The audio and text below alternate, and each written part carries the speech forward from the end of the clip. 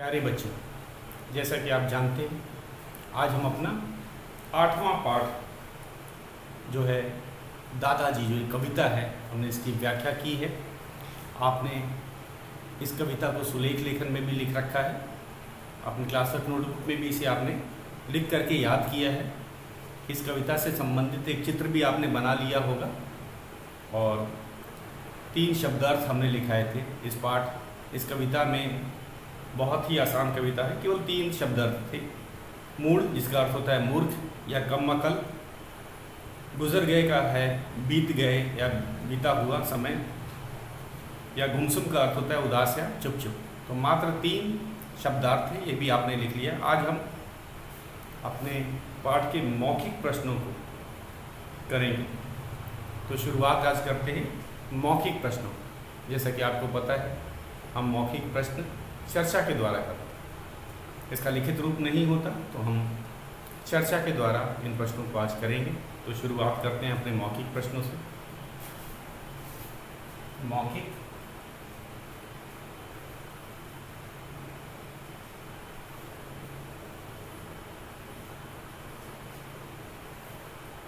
पहला है, निम्नलिखित प्रश्नों को उत्तर दो। निम्नलिखित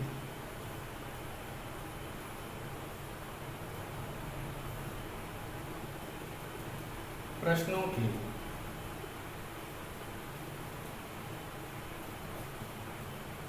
उत्तर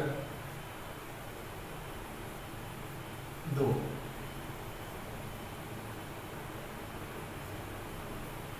पहला है पहला प्रश्न है हमारा कवि ने इस कविता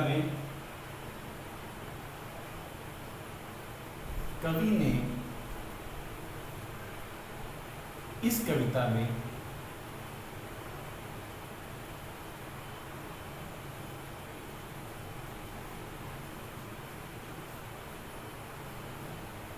किसे संबोधित किया है? किसे संबोधित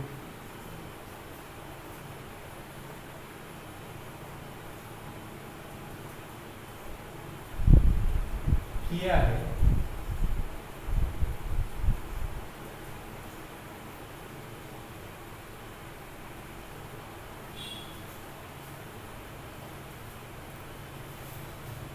तो जैसा कि आप जानते ही हैं, हमारी जो कविता है दादाजी, जैसा कि शीर्षक से ही पता चलता है, कवि ने इस कविता में दादाजी को संबोधित किया है। दादाजी हम कहेंगे आजकल जो है बुजुर्गों को असल में संबोधित किया है। दादाजी, आपको पता है हर घर में दादाजी ही सबसे बुजुर्ग व्यक्ति होते हैं और आजकल बुजुर्ग जो हैं वो अकेलेपन के शिकार हो। तो यहाँ पे जो नाम दादाजी रखा गया है, असल में सभी बुजुर्गों के लिए कहा। तो दादाजी या दादी जी, नाना जी या नानी जी, ये जो संबोधन है ये यहाँ पे घर के बुजुर्गों के लिए किया है। बुजुर्ग जिन्होंने अपनी ज़िंदगी हम कहेंगे अच्छी तरह से जी ली होती है और जीवन के हम कहेंगे जो अंतिम समय में वे काफ़ी अकेलापन महसूस करते हैं। क्यों अकेलापन महसूस करते हैं, उसने कारण बताया है कि आजकल लोगों के पास समय नहीं है। यहाँ तक कि बच्चों तक के पास आजकल समय नहीं और बुजुर्गों को किसी का साथ चाहिए होता। जो इंसान है वह सामाजिक प्राणी होता है, बिना किसी के अकेले जीवन नहीं जी सकता। तो ये देखा गया अधिकतर घरों में बुजुर्ग जो हैं वो अकेलेपन के शिकार हो जाते हैं और इस कारण से कवि ने इस कविता में दादाजी, एक बुजुर्ग व्यक्ति को संबोधित किया है। उनका उद्देश्य क्या था? ताकि हम खासकर बच्चों को भी वो जागृत कर सकें। उन्होंने इस कविता के माध्यम से बच्चों को जागृत करने का काम किया है कि यदि बड़ों के पास, उनके माता पिता के पास आजकल समय काफ़ी कम है, वे अपने काम में व्यस्त रहते हैं, और इस समय अगर बच्चे भी, घर के बुज़ुर्ग खासकर दादाजी का साथ ना दें तो वे अकेलेपन के शिकार हो जाएंगे। क्योंकि अब बच्चे भी, वो ज़माने बदल गए, या हम कहेंगे बीत गए, जब बच्चे दादा दादी से कहानियाँ सुना करते थे। अब बच्चों को देखा गया है कि वे मोबाइल या फिर टीवी से चिपके रहते हैं अपने खाली समय में, जब वे नहीं पढ़ते हैं। तो यही बात हमें कवि ने बताया है कि जो दादाजी को उसने संबोधित करके यही बात हम सबको सिखलाई है, खासकर बच्चों को, कि बच्चे अब अपने दादाजी के साथ अधिक समय बिता सकते हैं क्योंकि उनके पास समय होता है। और यहाँ तक कि फ़ायदे तक गिनवाए हैं कि वे आपका एक अच्छे दोस्त या अच्छा साथी साबित होंगे। वे आपके साथ पार्क में जा सकते हैं, बगीचे में जा सकते हैं, आपके साथ यहाँ तक कि झूला तक झूल सकते हैं। उनके पास समय की कमी नहीं है, वो हमेशा आपकी मदद के लिए रहेंगे, आपके साथ खेलेंगे। यहाँ तक कि लड्डू की चोरी के बारे में बताया गया। तो ये था हमारे कविता। तो किसे संबोधित किया है, तो हम दोनों उत्तर लिख सकते हैं कि कवि ने इस कविता में दादाजी को संबोधित किया है या घर के बुजुर्गों को संबोधित किया है। दोनों ही उत्तर सही हैं। तो ये हमारे ऊपर है कि हम क्या लिखना चाहते हैं, क्योंकि जो मुख्य उद्देश्य है यही बताने के लिए कि आजकल बुजुर्गों के पास का जो एक अकेलापन है उसे हम दूर कर सकते हैं, खासकर बच्चे दूर आसानी से कर सकते हैं। और इसी संदेश इस कविता के माध्यम से कवि ने बच्चों को यही संदेश दिया है। तो हमारा एक प्रश्न है, कवि ने इस कविता में किसे संबोधित किया है? तो अगर संक्षेप में पूछा जाएगा तो हम कहेंगे कवि ने इस कविता में दादाजी को संबोधित किया है, या फिर ये भी कह सकते हैं कवि ने इस कविता में घर के बुजुर्गों को संबोधित किया। अगला हमारा ख है, कवि उन्हें दादाजी के साथ क्या क्या करने को कह रहा है। कवि उन्हें दादाजी के साथ क्या क्या करने को कह रहा है। तो दादाजी के साथ बच्चे क्या क्या कर सकते हैं, या कवि क्या क्या करने की सलाह दे रहा है, तो हम इसे ही लिखेंगे। ये हमारा दूसरा हम प्रश्न है, हम कहेंगे ख प्रश्न है। कवि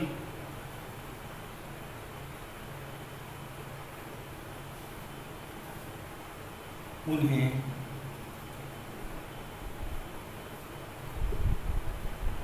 दादाजी के साथ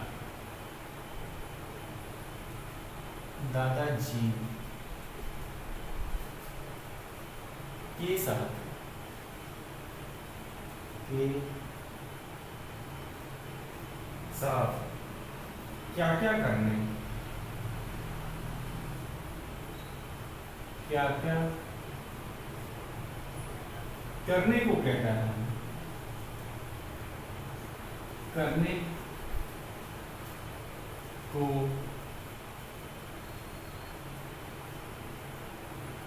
कह रहा है।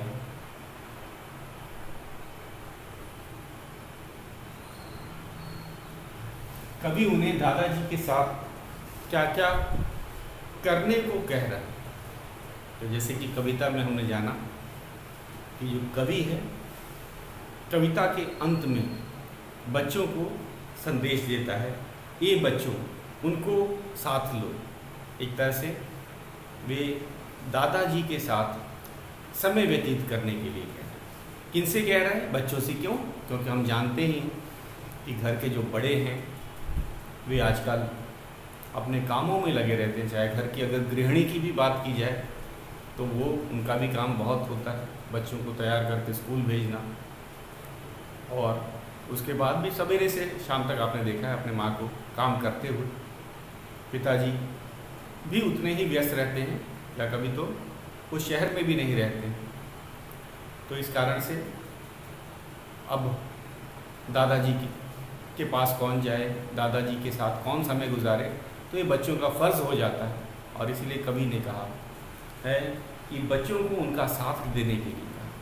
कविता में यहाँ तक कि कहा है कि जब आप घूमने जाओ तो अपने दादाजी का हाथ पकड़ लो और उन्हें भी ले चलो, चाहे आप बगीचे में जाते हो, चाहे पार्क में जाते हो, चाहे आप झूला झूलने ही क्यों नहीं जा रहे, आप उनका एक बार हाथ तो पकड़ो और उन्हें अपने साथ ले चलो, वे आपके साथ झूला झूलेंगे। उसके अलावा यहाँ तक कि बच्चे घरों में लड्डू की चोरी करते हैं तो ये भी कहा गया है कि अगर आपके दादाजी के साथ अच्छी मित्रता हो जाएगी तो वो लड्डू चोरी करने में भी आपकी मदद कर सकते हैं और उनके साथ हंसने के लिए भी कहें। तो कुछ बच्चे सोचते हैं शायद दादाजी हंसते ना हो, ऐसी बात नहीं, दादाजी भी हंसमुख हैं। हाँ, उनके साथ अगर आप बात करें, उन्हें हंसाएं तो वे भी आपकी तरह ही, बच्चों की तरह ही वे खिलखिलाकर हंसते भी हैं। तो ये कवि की हम कहेंगे कि ये जो बातें मैंने आपको बताई ये कवि अनुरोध कर रहा है बच्चों से दादाजी के साथ करने के लिए। तो हमारा प्रश्न एक बार फिर से सुन लीजिए। कवि उन्हें दादाजी के साथ क्या क्या करने को कह रहा है? कवि उन्हें दादाजी के साथ क्या क्या करने को कह रहा है? तो उन्हें यहाँ पे बच्चों के लिए कहा, यहाँ पे उन्हें जो सर्वनाम है ये बच्चों के लिए कहा गया है। तो हम कहेंगे कवि बच्चों को, दादाजी को अपने साथ बगीचे में घुमाने, झूला झुलाने, लड्डू चोरी करने तथा खिलखिलाकर हंसने के लिए कह रहा है। तो ये चार चीज़ें बताई भी गई है कविता में और आपको पता ही है। एक बार मैं पढ़ देता हूँ, शायद आपको याद भी आ जाए कि कहाँ चले ये बच्चों, उनको साथ लो, अपनी नरम हथेली में अब उनका हाथ लो, ले जाओ उन बगीचों के फूलों में, अपने साथ झुलाओ उनको झूलों में, फिर देखो लड्डू की चोरी करने में ये तुम्हारे साथ, तुम्हारे भी ये चल हंस सकते हैं, हंसते हो जिस तरह उस तरह ये भी हंस सकते हैं। ये तो कविता की पंक्तियाँ थी। तो इसमें चार मुख्य बातें कही गई कि बच्चों को चाहिए कि वे उन्हें अपने साथ लेके चलें। जब वे अगर बगीचे में जाते हैं तो बगीचे में भी ले जा सकते हैं, अगर वे झूला झूलने जा रहे हैं तो दादाजी को झूला झूलने के लिए भी ले जा सकते हैं। अगर आपकी दोस्ती अच्छी है तो आपके साथ वे घर में लड्डुओं की जो चोरी करते हैं बच्चे, उसमें भी बच्चों का वे साथ दे सकते हैं। और चौथी और अंतिम बात उन्होंने कहा कि वे आप उन्हें हंसा भी सकते हैं जैसे आप हंसते हो। तो ये सब हंसाने के लिए भी कहा गया है। तो हम एक बार फिर से इसको देखते हैं, इस प्रश्न को कैसे आप लिखेंगे। ये चारों बातों का उसमें होना जरूरी है क्योंकि ये कवि का संदेश था बच्चों के लिए, जो बच्चों को करना है। तो ख है, कवि उन्हें दादाजी के साथ क्या क्या करने को कह रहा है। कवि उन्हें दादाजी के साथ क्या क्या करने को कह रहा है। तो हम कहेंगे कवि बच्चों को दादाजी को घुमाने के लिए, बगीचे में ले जाने के लिए कह रहा है, वह उन्हें झूला झुलाने के लिए कह रहा है, लड्डू की चोरी के लिए भी कह रहा है और खिलखिलाकर हंसने के लिए भी कह रहा है। तो ये जो चार चीज़ें हैं, ये चारों बात हम बताएंगे। फिर तो इस तरह से भी कह सकते हैं कि बच्चे दादाजी को, कवि बच्चों को दादाजी को बगीचे में ले जाने के लिए, झूला झुलाने के लिए, खेलने के लिए और खिलखिलाकर हंसने के लिए कह रहा है। इस तरह से भी हम उसमें ज़रा बदलाव कर सकते हैं। अगर लड्डू की चोरी नहीं लिखना चाहते हो तो साथ खेलने के लिए और खिलखिलाकर हंसने के लिए कह रहा है। तो इस तरह से चारों बातें इस प्रश्न में आ जाएंगी और ऑनलाइन कक्षा में आप इसे अपने शब्दों में ही बताइएगा। अगला है हमारा ग प्रश्न है। ग अंतिम है ग प्रश्न। दादाजी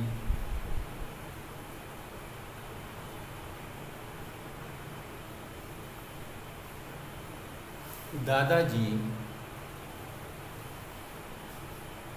किस किस से किस